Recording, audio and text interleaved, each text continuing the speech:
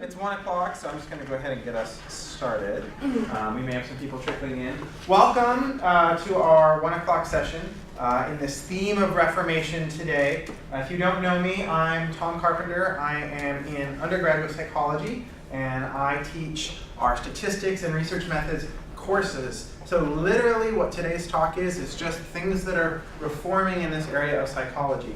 Now, when I'm talking about psychology, I'm talking about psychology as a research science, and that's how I approach psychology, is as a research science, lab science, much like physics or biology. We are seeking to understand the truth of how people work in a scientific way.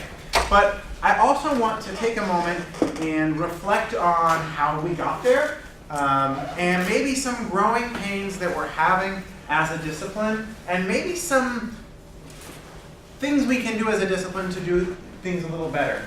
Sort of the academic version of eat your vegetables. Sometimes we don't always want to do it, but maybe it's good for us, and I want to talk a little bit about that. And I want to specifically frame that in terms of our Christian calling, or at least as a scientist, practicing scientist, my Christian calling, and why I do what I do, and why I'm really excited about this set of reforms that are happening in the field of psychology. So I just want to start off by pointing out that psychology is a very, very new science. We have not been around for very long. The first psych lab was in the 1800s, Wilhelm Wundt, and it was a brand new science. And to be honest, we've just been sort of making this up as we go along for a little over 150 years now, thereabouts. But back in the day, when you go to one of Wilhelm Wundt's experiments, they'll hand you a ball and you reflect on it. You think about, what is this experience of this? What is my sensation? What is my perception? And we're going to introspect. And we kind of realized early on that wasn't very useful. But we're trying things out. We don't know. We don't know how to do this. We're figuring it out as we go. So we decided that wasn't very effective. Now, around the same time, you have this up-and-coming little chap, old Siggy, right? And he's introducing this new idea called psychoanalysis. And we're gonna now talk about mental health, and we're going to look at the structure of personality. Again, new ideas. No one had ever talked about subconscious things before. And so we're constantly reinventing ourselves. You get to the mid-1900s, B.F. Skinner's coming along. He's telling you, the only things that matter are what you can directly observe, and that's behavior. Nothing else counts. Nothing else matters. Nothing else is scientific.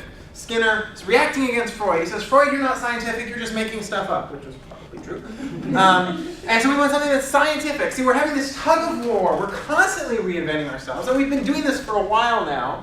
The 1980s, we developed computers, and all of a sudden we realized this could be a metaphor for psychology. We have memory storage, and information is stored and retrieved and processed, and maybe that's a metaphor for how the mind works. Maybe we can study that. So we have what we call the cognitive revolution. Nobody talked about thought processes prior to that. The study of emotion became more scientific around this time too. And now we're in 2017. And I want to talk about some growth pains that really started in the last, actually right when I was in graduate school, which is the worst time for your discipline to have growing pains. But have been really pronounced a lot since 2015. And that's really pushing for more scientific methodology, to do things a little bit more scientifically than we have in the past. If you kind of think about this as a trajectory, we've been moving our way there for a long time, and so you can think of this as just the latest iteration of that, but it's been a little bit of a painful one the past couple of years. So I'm going to open up and just talk about what are scientific values. Like, what is it that scientists value? And, we're not going to have a big conversation about this, but maybe I can just ask, if you can think about something that is scientifically valued, what values does a scientist have when they approach their work? Are there any terms that come to mind that jump out at you? Ethics. Ethics? Ooh, I'm going to write that down. That's going to come back in more sharply than you might be thinking for what we're going to talk about today. Other words or adjectives that describe science as opposed to, just non-scientific knowledge. Scientific knowledge has that make it. Replication. Replication. Okay. Hopefully. Other adjectives that might describe scientific knowledge that give it this kind of gusto that we love so much? Peer review. Peer review. Oh, you. Nope. There we go. I'm going to throw out a few more. How about rigor? Scientific knowledge, we want to trust it. Maybe we should be really rigorous when we do our science. Don't just phone it in. We want our scientists to be really working hard and rigorous and systematic and thorough.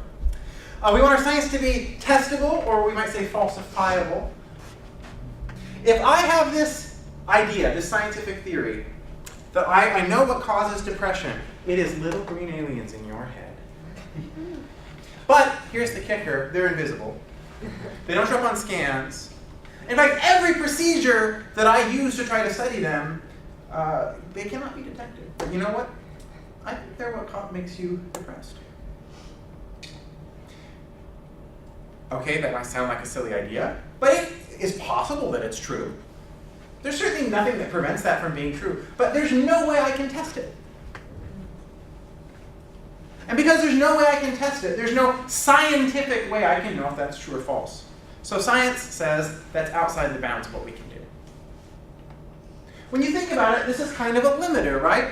Science can only talk about and do what science can test. And the core value there is that we should be able to know if something's wrong.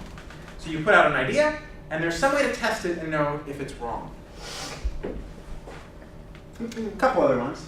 Parsimony or simplicity. We've probably heard of the phrase Occam's razor. The simplest idea to fit the data is probably the best one. That assumes you have all the data, which we'll talk about today might be part of the growing pains in psychology. Similarly, testable or falsifiable. We would certainly want to know if our theories were false, right? Or if our scientific ideas were being disconfirmed. Wouldn't you want to know that? Okay. Not if I made the theory. Joking. Getting ahead of me. Replicability, right? If I'm studying God's honest truth, then it should be true when I look at it, and it should be true when you look at it, and it should be true when Tony Greenwald at the University of Washington looks at it, and it should be true when Stephanie Tigner at Northeastern looks at it. It should be true no matter who's looking at it. Heck, it should be true if you look at it as a student. Doesn't matter who the observer is if we're studying truth, in theory, hopefully, right? Sure, we're going to have our own perspectives and our own unique spin on things, and that's fine. But the underlying data shouldn't change, in theory, if we're studying something that has some systematic truth to it. And when you think about it, therefore, we should be having global, diverse voices in our scientific conversations. Who's doing the science? It should be lots of very different people. And hopefully we can all agree on what we're finding and seeing. And so if I can kind of boil these ideas down, you might think of one underlying value, and I'm going to say that is, I'll say humility as kind of a scientific virtue, or to put maybe a little bit of a Christian-y spin on it, submission to the truth. I'm going to try to make the claim to you today that is a core scientific value. That whatever the truth is out there, I want to know it and I want to submit myself to it. And I sure don't want to rewrite the truth in my image. I would rather be rewritten in the image of the truth, whatever that truth is. And that's what makes science so special, right? Because we are systematically trying to study the truth. We want to be more right tomorrow than we are today. And that means we have to walk our talk. Now, let me ask you a question in here. How many of you always practice what you preach? Raise your hand if you are perfect at this. No hands going up? Okay. See, there's this little problem with science. It's done by scientists. Scientists are people. Heck, I was in your shoes not that long ago.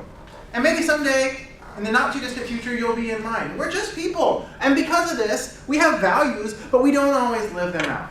And science works when we practice our values well. But when we don't, we experience what I might call some growing pains. And so I want to talk about what happened in 2015. In 2015, there was a group of scientists called the Open Science Collaboration. You can't see it very well here. I can try to change this. Yeah, there we go. the Open Science Collaboration, and what they did was they said, you know, scientists aren't doing a lot of replications. Yes, replication is a core scientific value, but you know, it's not being done very much, so let's just try it. Let's just try it. Let's go through top journals in psychology, mostly cognitive and social psych, and they just took 100 recent studies, and they got a bunch of laboratories around the country to try them out. They used very large samples to try to get very valid results, and they said, let's see what happens. So let's see what happens. So of the original studies, 100% had what we call significant results. Now, to give you some language around this, these are the original studies. Significant in psychology, I like to think of it as sort of a pregnancy test for your data, right? You want to know if the result is positive. Did you actually find something or not? And sometimes that's a little unclear. Data are not always clear, they don't always tell you a clear story, and certainly when you're studying just a few hundred people and you're wanting to make broad conclusions, you need a really strong, clear result. And in theory, we have these things called significance tests, and you want them to come up positive as a way of confirming your finding. And so 100% of them had those significant results. So let's see what happens when we try to replicate. Can I get a drum roll from the audience? All right, the answer is 36%. Which is a little embarrassing. This tells me over 60% of findings could not be replicated. We're not saying 5%, we're not saying 10%, we're saying over 50, close to 60. In fact, over 60. Now, caveat, just because it's not significant doesn't mean it's false. Studies can fail to find things that are really there, but that shouldn't be that low. Further, we can measure how strong our effects are. Hey, if I stress you out, what does that do to your self-control? I find some way to measure how strong that effect is. In statistics, we have a statistic we calculate. It's called Cohen's d. You may see d stats on some of my charts here. That's what we're talking about. And I'll just give you the take-home message. The average effect size in the replications was half of what was in the original papers. As a scientist, this is not surprising at all to me. Because I have seen all these scientific journal articles where everything looks picture perfect and everything always works. And I say, well, my data doesn't look like that. What am I doing wrong? And I'm suspicious a lot of other early scientists have had the same experience. We'll talk about it. So let's take a look at this a little more. This is a chart looking at the results of the study. I'm not going to go through all this in detail, but the gist of it is every dot up here is a study. And the red dots are the ones that did not replicate. They were not significant. The blue ones are the ones that did replicate or were significant. And you'll notice a certain emphasis on the red dots here. There's a lot more of them, right? These are your 60% things that didn't replicate. So just looking at the number of dots, that's disconcerting. But we already had those stats on the previous slide. The x-axis here tells you the original effect size. These roughly correlate to small, medium, and large effects. Okay? So if everything is going well, if you started with a large effect, you probably should have gotten a large effect on the replication, and that's the y-axis. So in theory, all our dots should be on a little line going up, right? If I got large originally, I should get large on the replication. And in fact, if you look at this line here, these blue dots, hey, you see that. Kudos to this third of studies. But I'm going to focus for a second on this 2/3 of studies that did not do that, right? This was a large finding originally. This was a medium finding originally. Well, they seem to be clustering around 0, i.e. no effect. So not only is it not significant, but this tells me that these findings that we're trying to replicate are maybe not there. And that's a problem. It gets a little worse. I'm not spending too much time geeking out over violin plots, although these are one of my favorite plots that you can do. But basically, this is what's called a p-value. How many of you have had a statistics class before? Okay. Oh, good. A good number of you. So to declare a result significant, we calculate something called a p-value. And you typically want p to be less than, anyone know the number? 0.05, right? So this right here is, think of this as like a histogram. The width tells you how many results there were. And you notice they're all below 0.05. You can't say very well with the resolution. But most of our original studies were all below 0.05 because they're all significant. Here were the replications. Sure, there's a lot of results below 0.05, but there was a lot of them that were not. What about effect size? Original effect size, clustering around a medium effect, small medium effect. Replication effect size, clustering around 0. So this is a problem. It's true we've become more scientific as a discipline, but these studies were all published in 2014, 2015 era. So these are not studies from the 70s that we say, oh, that's so cute, how they did things back then. This is current.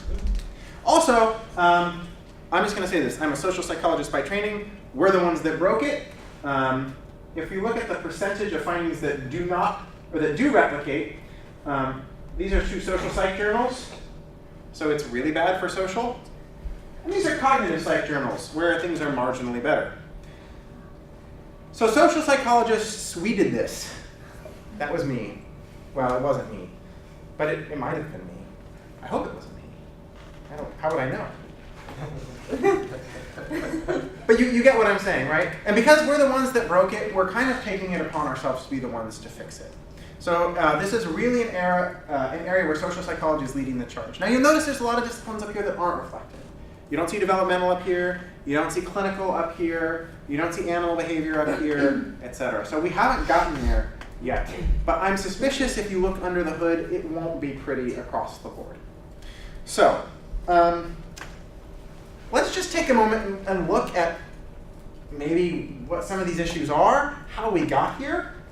By the way, what even prompted this study was a little bit further back in 2011, and you won't be able to read this with this projector up here, but I'll just show you this. This is a paper by Daryl Bem, very famous researcher in social psychology. This was published in 2011 in the top journal of social psychology, JPSP, the journal that you get a paper accepted here, it could make your career. Let's just see if we can make sense of what this article is. Feeling the future. That seems odd. Experimental evidence for anomalous retroactive influences. Anomalous means strange, and this means going back in time. Influences on wait. Is this a paper about psychic powers? Yes, it is. This is a paper about psychic powers, arguing that people have precognition and premonition across 9 experiments. All significant, of course. Daryl Bem had a theory about these time-reversing effects, and his theory was based in evolution. And he argued that it would be advantageous to the species if people could psychically detect opportunities for reproduction, reproduce more. So he had various tasks in which he had erotic or non-erotic stimuli, and he looked to see whether people could guess whether there was, something along the lines of, I'm holding up a card here, is this a sexual or non-sexual image, and people could guess greater than chance, by about 2%. 2%, that doesn't seem very large, does it? It was statistically significant, though. Okay, so that happened. And at this point in time, a lot of researchers in social psychology said, clearly this is silly. And the journal even had published some other articles in the same issue saying, we don't like it, we don't think it's possible, we don't believe it, but the evidence presented to us is compelling, and we're not in the business of just saying we don't believe it because, so they printed it. Researchers across the country started trying to replicate this. Nobody could replicate it. They submitted their replications to the journal. The journal says, sorry, we don't publish replications in this journal. Find one that does. That's not our goal. We try to publish new science, new areas of research. And maybe we're starting to see part of the problem. To this date, I don't know of any article in JPSP that has ever refuted this finding. Now maybe you think Daryl Bem is trolling us. That was kind of my thought. I'm like, oh, he's pointing out that, because this is all on the honor system. Like nobody checks your lab to make sure you did it right. This is on the honor system. Maybe he's just trolling us. But I don't think so. I think that this reflects maybe some deeper change that's needed in the discipline. Because he was interviewed by Slate magazine, and he had this to say. He said, I'm all for rigor, but I prefer that other people do it. I see its importance. It's fun for some people, but I don't have the patience for it. And this is the article saying, it's been hard for him to move into a field where data count for so much. And I want to just point on that. Moving into a field where data count for so much. What they're referring to is a scientification of psychology. That over the years, we've become more methodologically rigorous. You go back to the 70s and 60s when BEM was first publishing, the papers were maybe 6 pages long. They were short, they had data and argumentation in both, but they had fewer experiments, the sample sizes were smaller, and now we get these 9 experiment papers with thousands of participants. I mean, we're getting more rigorous as a discipline, and they're pointing out that it's hard. So he has this quote, he says, if you look at all my past experiments, they were always rhetorical devices. This is, from a scientific perspective, that's a little bit alarming. I gathered the data to show how my point would be made. I used data as a point of persuasion, and I never really worried about, will this replicate or will it not? So what he's saying here is, I know my theory's true. I thought about it real hard. And let's just pause for a second. Daryl Bem has a Ph.D. in psychology. What does Ph.D. stand for? Doctor of Philosophy, right? Science came out of philosophy. Science is not always purely data-driven. It is the back and forth between my best reason and my best data. And we put the two in dialogue. And so there is a place for reason, and there is a place for debate and idea and discussion. Freud never published a quantitative, large sample study like any of it. Like, no, that's not what he did. He had case studies, and he published those. Right? So it's easy to look from my cultural lens and say, oh, you know, tisk, tisk, tisk. But I think it's also worth pointing out that we've been on a trajectory toward more scientific rigor. And by showing you this, I'm trying to show you that we haven't always been there, and we need to go further. Because this quote was in 2017, June 7th. Right? So historically, maybe we're less scientific discipline, and now we're trying to be a hard science. Like people jokingly say we have physics envy. Which is also a Freud joke. Historically, we did not train statistics as much, in statistics as much. But when you think about it, your science is all based on statistics in psychology.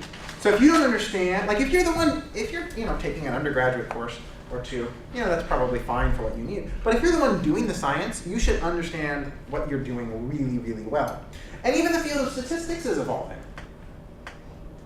The t-test, one of the most widely used statistics in psychology, was invented by, and this is true, a brewer at Guinness Beer. And he published it as student's t-test. It was a pseudonym because he did not want Guinness to own it. It would be the Guinness t-test. But he did this because he's wanting to brew beer better, and he wanted to be able to do randomized controlled trials of different beer recipes. This is not an ancient thing, right? We're developing the methodology, and psychology needs to develop with it. But I want to talk, I don't think that's the whole story. I think part of it is the incentive structures that scientists themselves have to live under. And ultimately, much of science is publicly funded. Most researchers are not working at private Christian universities. Most researchers are working at public universities, which means, in a sense, you pay their salary. And the funding for most research comes from, or at least large funded research, comes from grants typically, which typically come from, it's all publicly funded. So really, you have a stake in this, in how science is done. And because of that, it's also political. And so you have a stake in that as well. So let's understand this a little better if we can.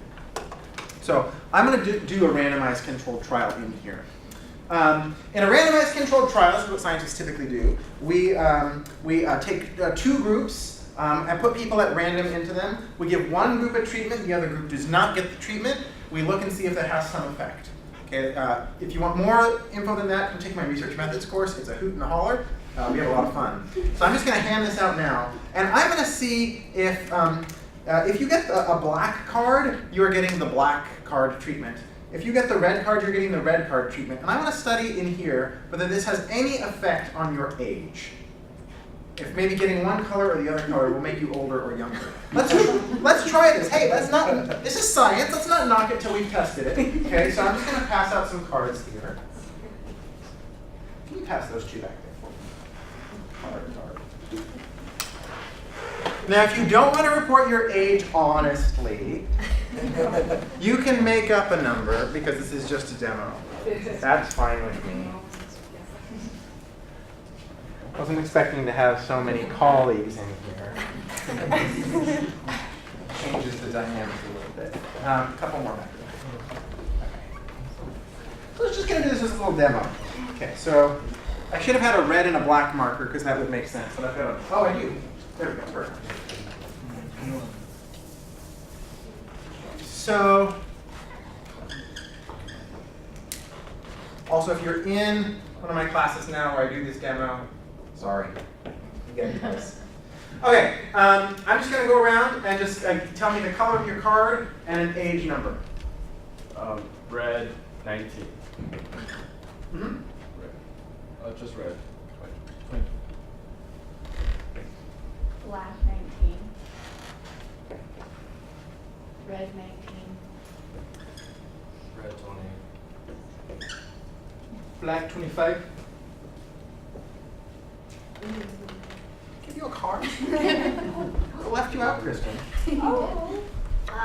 Red, and I am 36. Black 19.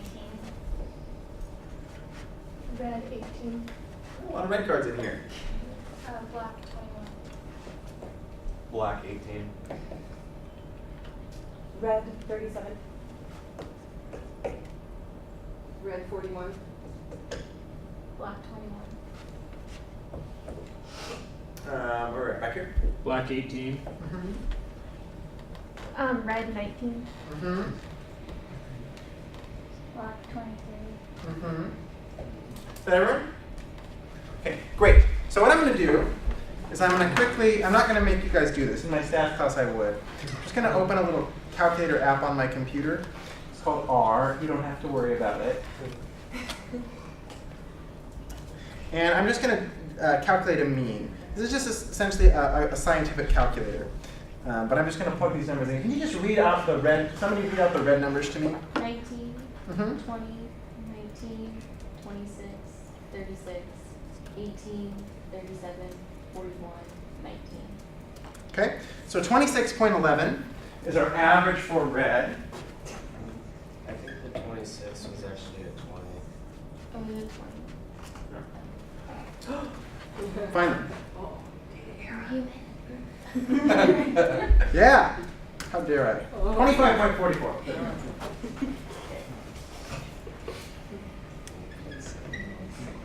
Okay. And now let's do the black ones. Okay. We'll do this. Okay. Someone read out the black numbers to me. 19, 25, 19, 21, 18, 21, 18, 23. Okay. 20.5. All right. That's one more piece. So, if I don't have any stats training, I'm going to look at this and say, my study worked. Giving you the red card made you older. This was a success. I'm going to publish with Daryl Bum. And you get lots of invited talks and people. Oh, this is great. The speaker fees alone. Clearly not. Clearly not. Okay, so hold on. Let's see if we can't make some sense of what's going on. I gave you the playing card treatment. Anybody who's not formally trained in statistics want to make an argument to me about why this doesn't seem valid? Well, you've all been formally trained in statistics. Seriously though, why did I get a higher age than here? Did the red card age you more quickly? No. So why? How could I? Why didn't this work? Why didn't I get equal ages? Or more red cards. So there are more red cards. Although when we calculate an average, I divide by the number of red cards, so that'll account for that. But that's an interesting observation. It is clearly indicative of something odd going on. The range of ages in the red was significantly higher than black. Okay, so we've got a different range of ages. Okay, right. But how do I know that's just not caused by the red card's age aging? Oh.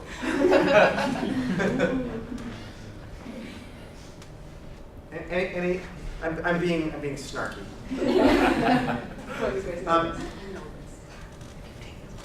I'll throw out my answer to this. we only have a sample. And your sample is only a guess or an estimate of the population. If I were to keep doing this to everybody, every person who I could get my hands on, over time, these would even out. But right now they're not, because I only have a sample. And because I only have a sample, like every other scientific study that's ever been conducted, my data have some randomness to it. Or I like to think of it as, and maybe this is just, pop culture, the zombie thing picking up, but my data is infected with this like zombie randomness thing that makes your data rear up from the dead, and findings that shouldn't be there are suddenly walking the earth.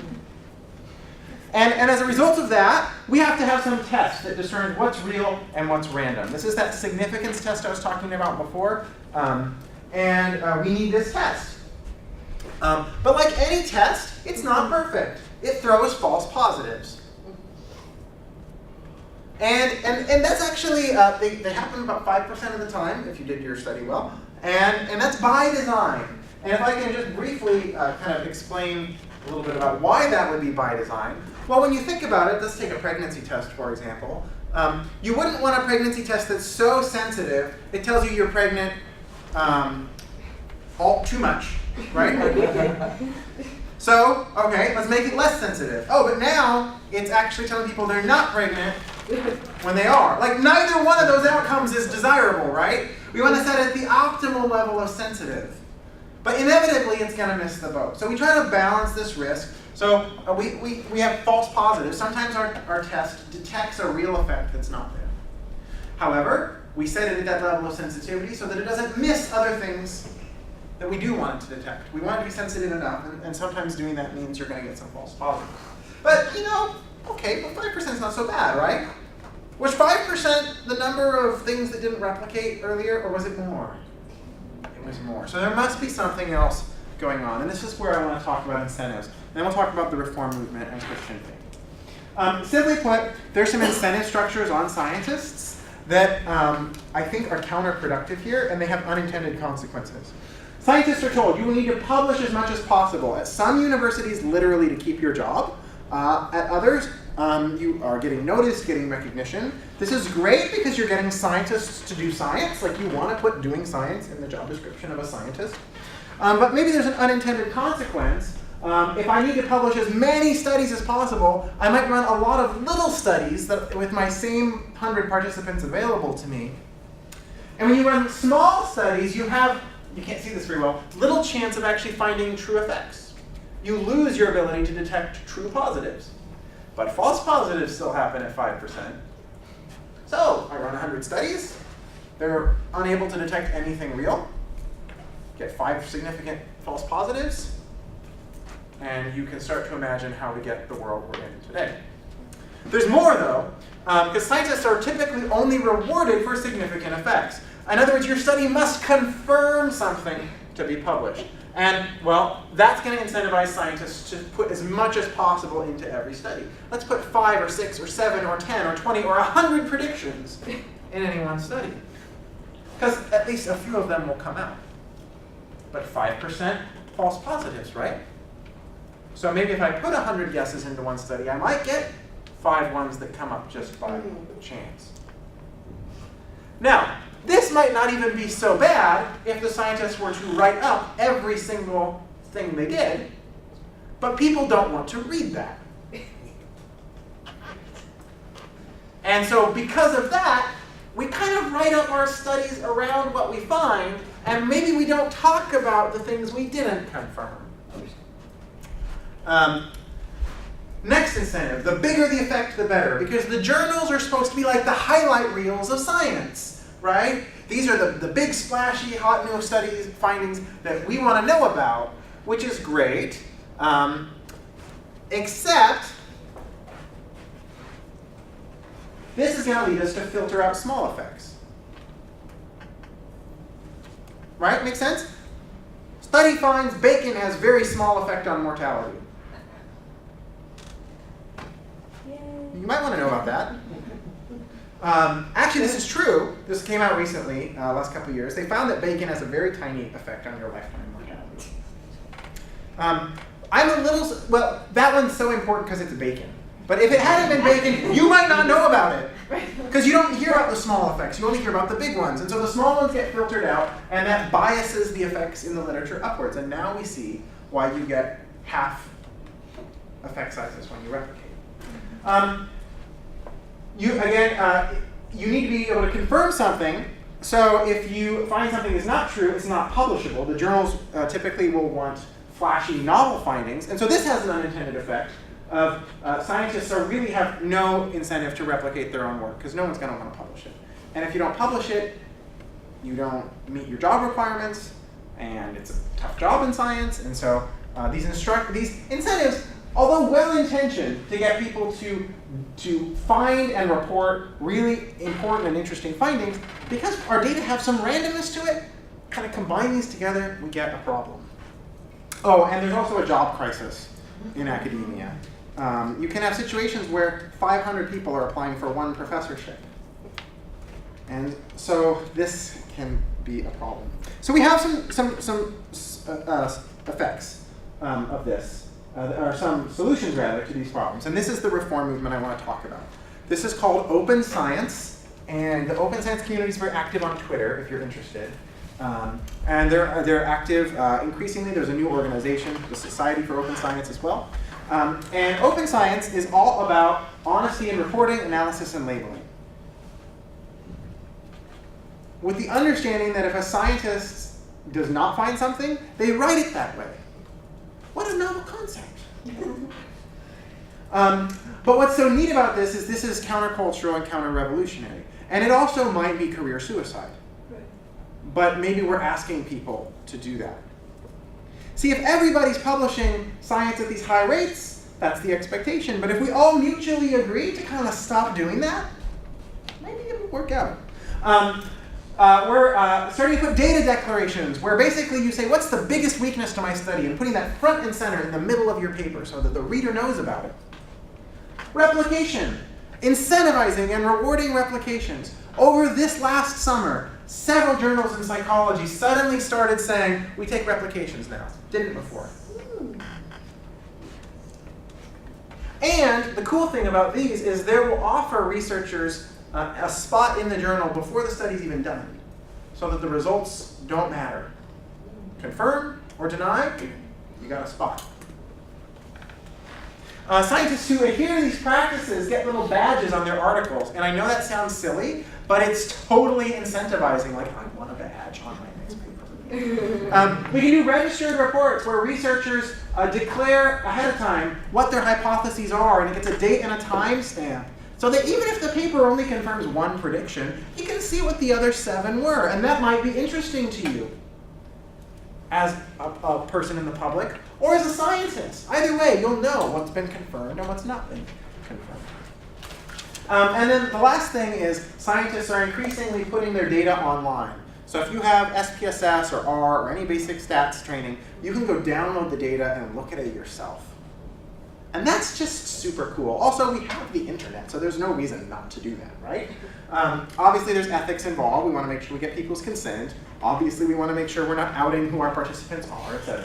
But there's ways to do that. Similarly, most of my study materials are Word documents. There's no reason I can't put those online as well. And so there's this website called the Open Science Framework, cos.io. Totally check it out. In fact, you can look me up on there. You can look at some of my projects on there, in which you can put everything up there. Drafts of scientific papers. In fact, if I've got a paper that I've written and I submit it to a journal, I might put a copy of it on here. So that now anybody in the world can read it. Now, it's not been published by a journal yet. It hasn't been peer reviewed. But you can still see all the stuff that hasn't gotten to a journal. You have to be a critical thinker. Maybe take a research methods course so you can evaluate quality science. But you're not just hearing the highlights reel anymore. You can see everything. And that's cool. And part of the solution. And to me, this is really an expression of Christian calling. Because see, this is a big time energy cost we're asking scientists to do. Like, in some ways, maybe adding an extra 20 to 50% to workload to get all their studies out there in public, even if they're not getting credit for them for the publication. But why are we doing this? Like, I've put some real thought into this last year. Why are we doing this? Why am I busy collecting hundreds of people's responses on surveys and analyzing data and writing it up and putting it in a Word file, saving it in my computer, and then closing it and going and playing with my little one at home? Like, why would I do that? Who am I trying to glorify? What is the purpose? Is it my career? I'm going to say no. Certainly not prestige, as Lord knows I have none. Some journal? No, what am I trying to glorify, right? The goal of science, at least as far as I see it, is pursuing God's glory. This is God's creation. I am at best a guest who is blessed enough to witness a tiny snippet of it, and it's beautiful. And people are beautiful and messed up at the same time. And I get the chance to witness that. And really, that's God's truth. And therefore, it's incumbent upon me as a scientist to share an accurate depiction of truth, even if that makes my job harder, even if that might make it so that I can't work some places, because I'm not going to put in the amount of work required to get that many papers published in a year. I love SPU. One of the things I love about SPU is the pressures that your professors are under are not driving people to behave unethically. I can do good science here, and I can do a lot of it. But I'm not concerned about losing my job. And I think that there's something beautiful about that. There's some other values that we talked about at the beginning as scientific values. I think they're Christian values. Submission to the truth, I think that's a fundamental Christian value. Because if all truth is God's truth, and God is truth, then I should submit myself to God. And that means I want to know when I'm wrong. By the way, this is not just true in science, and it's not just true in faith. This is kind of globally true. In my marriage, I would much rather know when I'm wrong. Because if I go around pretending like I'm always right, it does not go well. and my marriage would suffer. And I could live in a false world in which I'm perfect, and everyone else sees me for what I am, which is broken, which is a sinner. This is true in science. You want to know when you're wrong. This is true in discipleship, right? If you want to grow as a Christian, in fact, any area in your life when you want to grow, you need to look at yourself accurately. If I go to a gym and I say, please don't let me do anything that makes me feel out of shape, how's that going to go for me? Bad. Right? Driving a car. Please, I don't want anybody else on the road to make me feel like I'm, driving unsafely. So if I'm driving unsafely, you just all, I'm going to crash my car, right? You want to know when you're wrong. I'm not swerving into your lane, you're swerving into mine. Just make room for me. That's not going to work. This is a fundamental Christian value. And faking certainty hurts everybody. Especially in science, when we are in a position of authority. It hurts people. And it does, it hurts people because this gets used to train counselors and researchers and doctors and educators and policymakers. This stuff matters. It's not just an exercise for me. I must submit myself to the truth.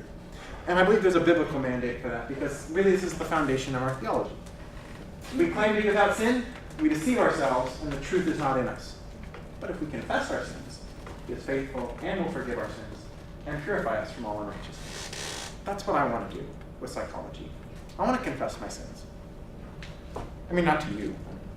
I've already kind of done that. But broader than that, I want us all to confess our sins. Because I want us to do better. And it doesn't matter how well I'm doing. Because I can always do better.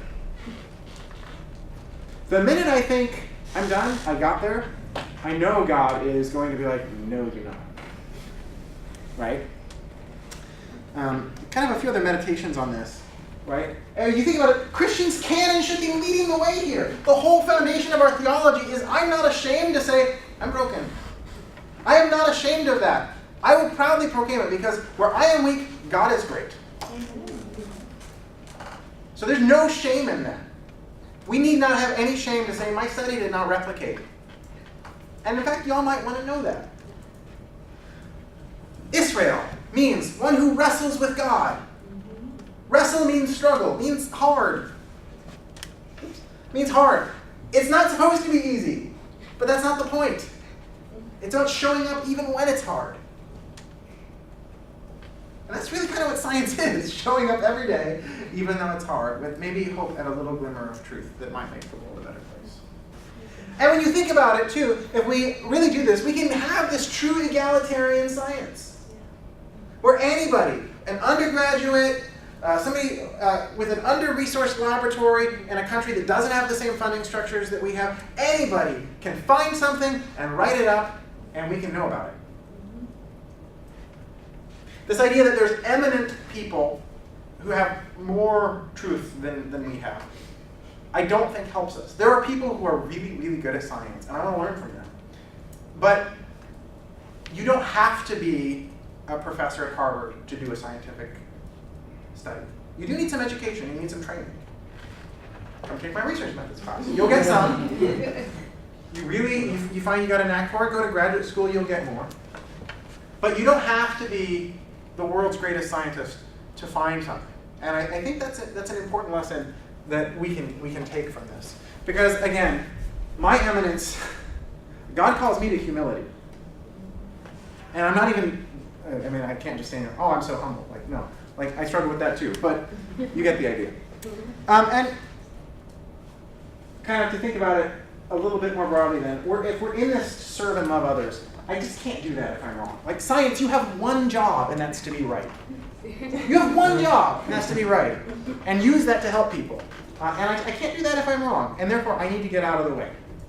My ego needs to not be wrapped up. I literally need to not care what the results of my studies are. In an ideal world, I would not care.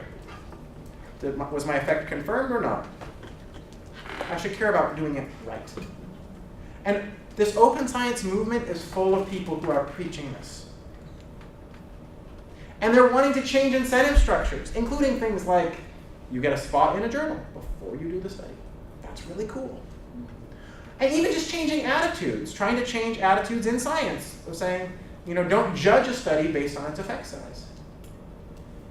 And I think that attitude change is in the air. This is a hopeful message I'm trying to give you today, because these trends are happening, and they're happening strong, and they're happening fast, and we're in just the first couple years of this. And at the end of the day, hopefully we can practice a science that is honest, and even though it's hard, maybe we can practice a little sacrificial love. Because that's what I want to do. Thank you all for coming.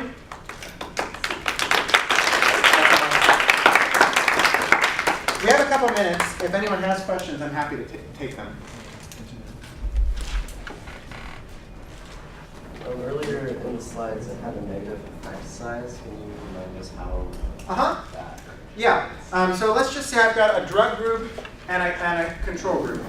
And I think the drug group is going to have less depression. They may actually have more. That could be that the drug backfires, or it could just be random variation can move numbers in either direction. Negative effect size doesn't mean it did the opposite of something. It just meant it went in the direction opposite of predicted. Which happens.